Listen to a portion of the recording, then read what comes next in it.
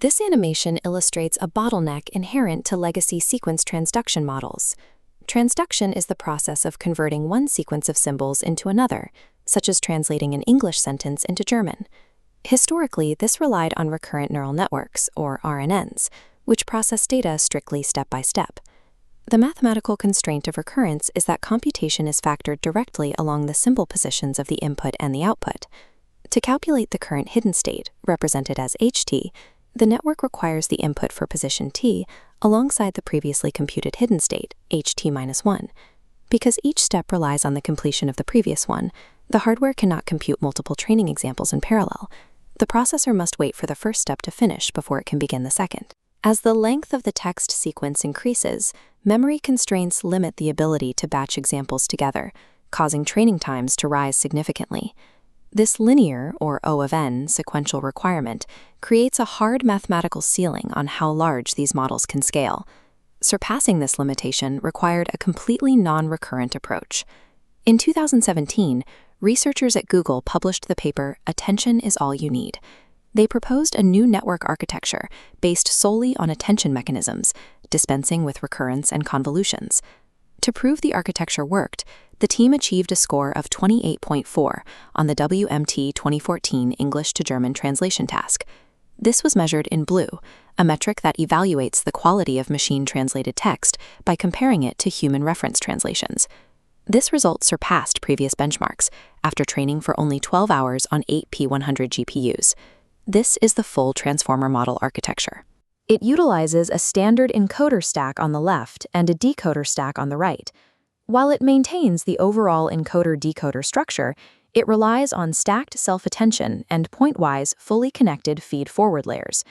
By replacing sequential steps with global attention mechanisms, the transformer reduces sequential operations to a constant O of 1. This allows for massive parallelization during training. Without sequence-aligned RNNs scanning left to right, the network consumes all input tokens simultaneously. This means the model is initially blind to the order of words in a sentence. The solution is added at the very bottom of the encoder and decoder stacks, positional encodings.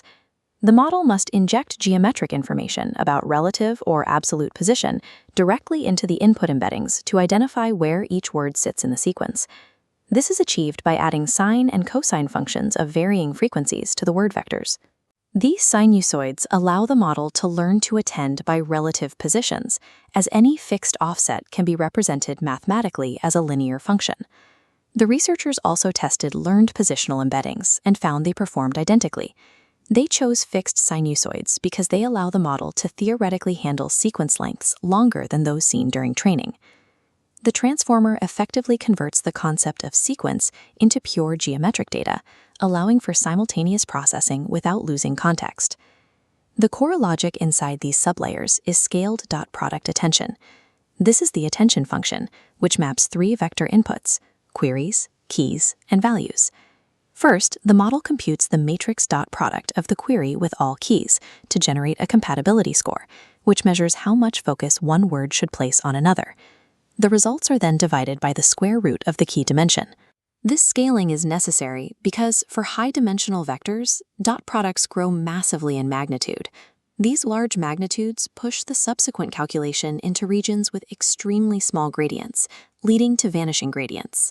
Vanishing gradients occur when mathematical updates become so small during training that the network effectively stops learning.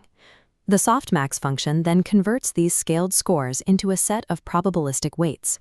Finally, these weights are multiplied by the values matrix to determine the output.